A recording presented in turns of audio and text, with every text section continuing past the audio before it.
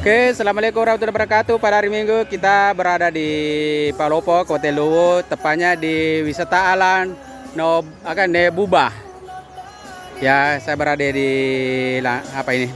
pinggiran tempat parkiran. Di depan saya di depan sana tempat lokasi wisatanya di bawah.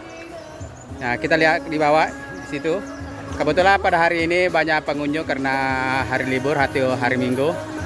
Nah, di sana kita tadi malam bermalam. Di sana ada villa-villa, ada juga yang membawa kemah-kemah. Ya, di sini wisatanya sangat bagus sekali pemandangannya. Nah, ini teman saya di belakang lagi foto-foto selfie di jembatan tempat menuju ke lokasi. Di sana itu banyak dibawa.